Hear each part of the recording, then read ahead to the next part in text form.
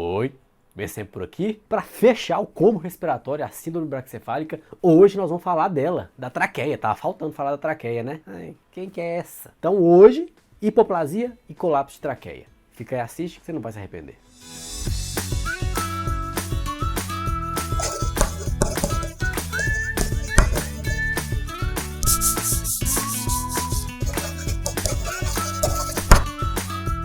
Primeira coisa, a síndrome braquicefálica ela é característica por gerar em alguns pacientes hipoplasia de traqueia.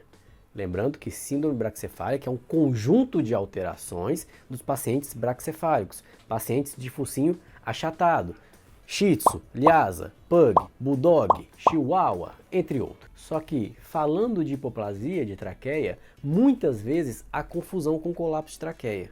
São duas patologias diferentes, porém confundidas. Porém eu vou citar as duas para você conseguir diferenciar na sua cabeça o que é uma, o que é a outra. A hipoplasia de traqueia é congênita, o paciente já nasce com essa alteração. O colapso de traqueia ele é adquirido. A hipoplasia de traqueia, a gente pode fechar o diagnóstico tanto pela traqueoscopia, fazendo uma endoscopia do trato respiratório chegando à traqueia, quanto por radiografia. Numa radiografia em posição lateral, a gente consegue fazer a proporção da entrada do tórax, da primeira vértebra até a primeira esternebra, fazer essa medida e fazer a proporção com o diâmetro da traqueia. Se a traqueia for menor do que 0,16 em relação à entrada do tórax, esse paciente tem hipoplasia de traqueia. Já o colapso de traqueia, o paciente nasce com a traqueia normal, porém ao longo do tempo, por inflamação, por degeneração, por condromalácia, que é a degeneração das cartilagens da traqueia, e ou por fraqueza do músculo traqueal, que é aquele músculo central que mantém as cartilagens abertas, por fraqueza desse músculo e por fraqueza das cartilagens, a traqueia ela vai se achatando. E isso vai gerando o colapso. E o colapso ele varia de grau 1 até o grau 4. Logicamente o grau 4 é o pior. É importante a gente lembrar da lei de Peauzelli, que diz que, não estou falando dessa lei de Peauzelli em todos os vídeos, que diz que o ar que passa numa estrutura tubular com diâmetro X, ele vai ter um atrito X. Se eu reduzir esse diâmetro pela metade, a mesma quantidade de ar passando por essa estrutura tubular vai gerar um atrito 16 vezes maior.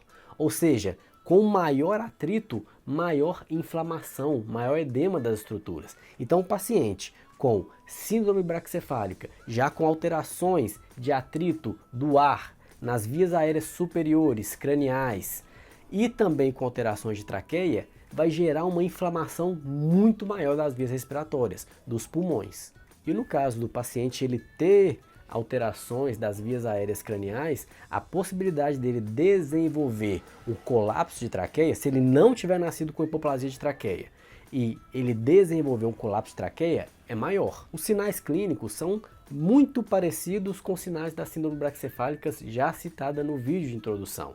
Porém, no caso do colapso de traqueia, a tosse é muito característica. O principal sinal observado pelos tutores e por nós médicos veterinários é a tosse. E o paciente também vai ter intolerância a exercício, ruído respiratório, engasgo, vômito, pode aspirar conteúdo. E em casos extremos, o paciente ele pode ter cianose, ficar arroxeado de tão difícil para respirar, pode ter apneia do sono, ou seja, pode estar dormindo e aí acordar com falta de ar.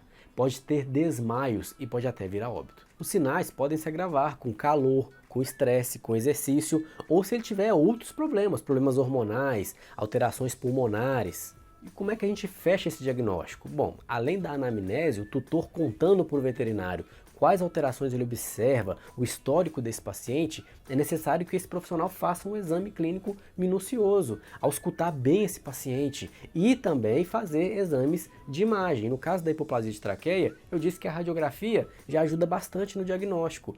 Às vezes, por radiografia, nós podemos ter uma ideia de um possível colapso traqueal, mas o ideal é fazer a traqueoscopia.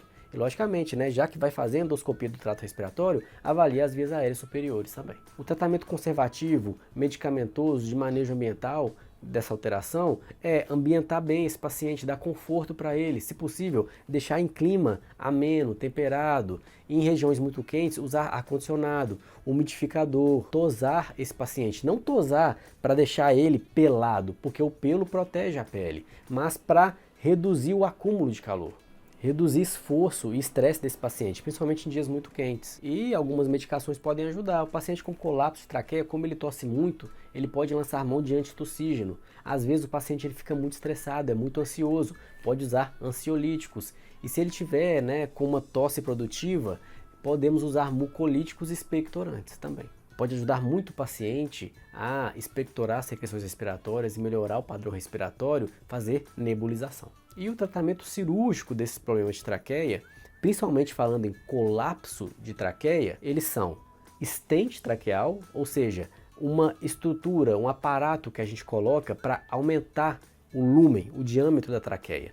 E eles podem ser divididos entre extraluminais, que são estruturas que a gente coloca por fora da traqueia para manter essa estrutura, ou intraluminal, que são balonetes, que nós colocamos por endoscopia e inflamos, assim mantendo o lúmen aberto. E existe a possibilidade também de fazer traqueostomia. Assim como no colapso de laringe, que a gente falou no vídeo anterior, a traqueostomia pode ser necessária. Se o paciente tiver uma alteração importante de traqueia, principalmente na traqueia cervical, pode ser necessário e esse paciente pode ser beneficiado com uma traqueostomia. Agora, logicamente que isso tem que ser muito bem conversado com o profissional veterinário, juntamente com o tutor e avaliando esse paciente. E é isso. Se você gostou desse vídeo, te ajuda a entender um pouco mais sobre hipoplasia e colapso de traqueia, curta e compartilhe esses vídeos nas redes sociais. Se inscreva no nosso canal e clique no sininho para ativar as notificações.